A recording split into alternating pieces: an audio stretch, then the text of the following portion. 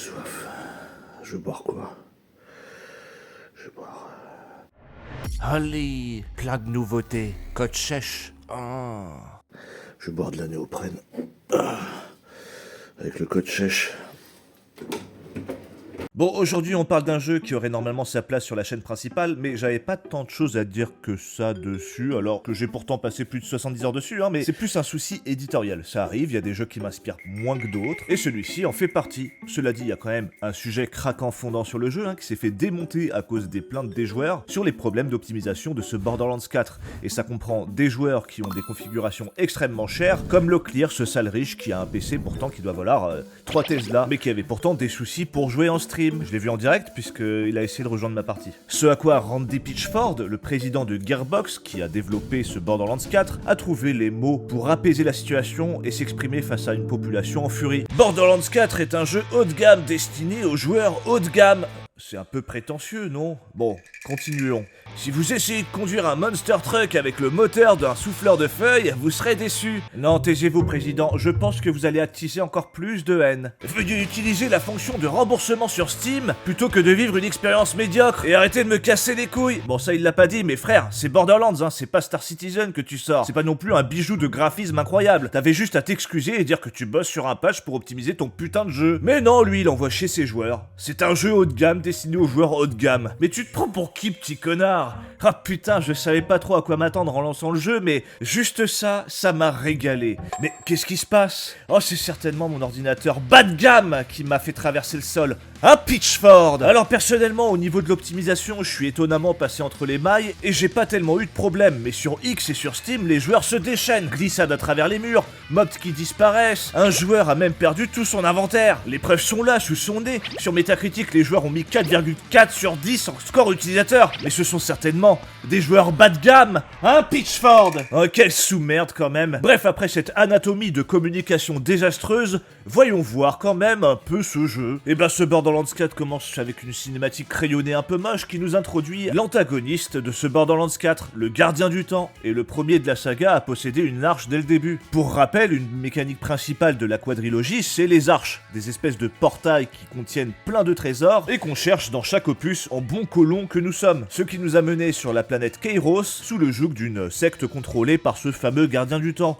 La cinématique dure une éternité, il ne veut pas s'arrêter de parler, et enfin on me laisse choisir mon personnage. Comme à chaque jeu, on peut choisir entre 4 classes qui sont juste une variante des classiques, magie, tank, DPS et assassin, qu'on peut retrouver dans des RPG classiques. Moi j'ai pris Vex, la sirène, car c'est une classe que j'avais encore jamais jouée. Apparemment c'est une espèce d'invocatrice qui met des doubles d'ailes un peu partout, comme des tourelles. Et ça tombe bien, j'adore ne pas jouer. Une nouveauté du jeu que je découvre aussi, c'est que chaque personnage a des affinités élémentaires, sauf la sirène. C'est aussi pour ça que je l'ai choisi, j'avais la flemme de réduire mes choix d'armes. Bon, vous l'aurez compris, les éléments, c'est comme dans Pokémon, l'acide détruit l'armure, le feu détruit la glace, etc. Il faudra donc accorder son stuff pour cacher des bouches plus efficacement. Bref, notre aventure débute assez mal car on vient d'être emprisonné par la secte du méchant après s'être craché sur Kairos, captivité qui dure le temps d'un claquement de couilles avant que ce gars qui s'appelle RJ ne vienne nous sauver, avec son petit robot là, Echo, qui pirate des trucs et sera certainement disponible en jouet dans votre Toys R Us le plus proche. RJ fait partie de la résistance écarlate qui cherche à libérer la planète de la secte et ça tombe bien parce que nous aussi. Il me file donc ma première arme et en avant Guingamp. Bon, au début c'est très classique et très chiant, mais heureusement on débloque vite des capacités un peu plus tard, notamment ce grappin là qui va nous être très utile, pour grimper évidemment et aussi pour choper des objets à droite à gauche. Bon, évidemment après s'être tapé tout le tutoriel et machin, on arrive enfin sur un monde ouvert. Ah waouh. Évidemment, c'est un monde que vous allez devoir explorer et fouiller. D'ailleurs, si vous aimez fouiller, vous allez être servi. La plupart des décors sont bien fournis en loot, Il y a des petits coffres cachés partout, avec à l'intérieur des munitions, de l'argent, des armes, et oui, le loot. Des loots dans la machine à laver, des loots dans les chiottes, des loots dans du caca. Caca. Parfois, il y a même tellement de loot que je dois courir après.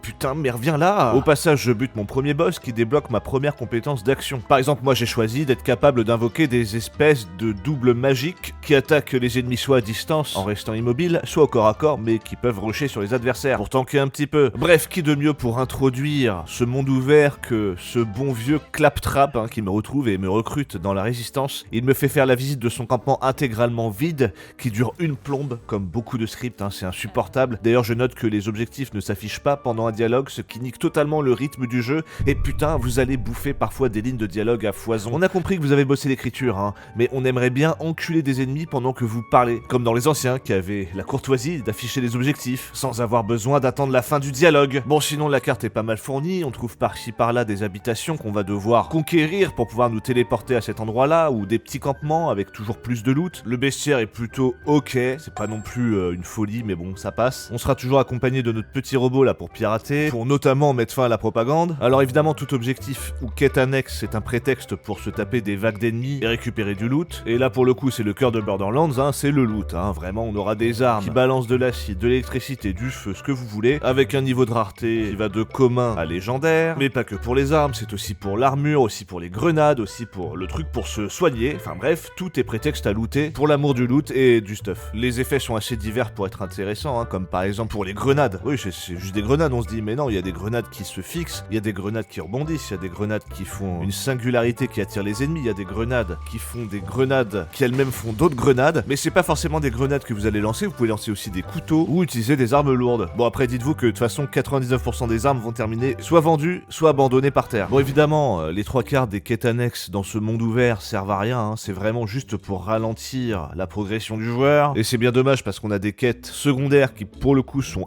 assez intéressantes, hein, notamment la quête du platiste, qui évidemment parodie tous les platistes sur internet, etc. C'est vraiment très drôle. Ouvrez les yeux, séristes. Tout le monde sait que Kairos est entouré d'un grand mur de glace. Il y a même des photos. Ça empêche nos océans de déborder et nos affaires de tomber. Et un point de plus pour Samy. J'appelle ça du sniping. On a aussi une quête avec des toilettes, avec un personnage qu'on va revoir, etc., etc. En vrai, ça va. Il y a des quêtes secondaires qui sont vraiment cool. Et vraiment, par contre, les quêtes tertiaires, c'est plutôt désastreux, hein, comme dans beaucoup de mondes ouverts d'ailleurs. Mais bon, bref, on aurait pu se passer de certaines activités, hein. Mais en dehors de ça, j'ai pas passé un mauvais moment. À mon sens, c'est quand même mieux qu'un Borderlands 3. Ça n'arrive pas au niveau d'un Borderlands 2, mais ça fait le taf, hein. Le gameplay est là, la diversité du stuff est là, le theorycraft est bien présent, enfin bref, ça va quoi. C'est pour ça que j'ai pas grand chose à raconter dessus. C'est ok. Le jeu est loin d'être révolutionnaire, hein. Il est mal optimisé et il réinvente rien. Les dialogues plombent le rythme à fond, mais il y a pas tant de choses que ça à acheter en fait. Le côté humour est largement plus développé que dans le 3, les quêtes secondaires sont complètement débiles, et en multi, il y a de quoi se taper des barres, donc non, mon cher Randy, je ne me ferai pas rembourser ton jeu, mais c'est quand même dommage que les gens aient à le faire parce que t'as pas optimisé ton putain de jeu, qui est pas si mauvais que ça au final, hein, donc c'est dommage. Vraiment dommage, notamment pour la réponse, hein. Vous auriez pu dire, je sais pas, vous inquiétez pas, notre jeu est cool, et on fera tout pour que vous puissiez en profiter les gars. Mais non, fallait qu'il agisse comme un gros con. Enfin bref, moi je vous fais des bisous et je vous dis à la prochaine. Des bisous.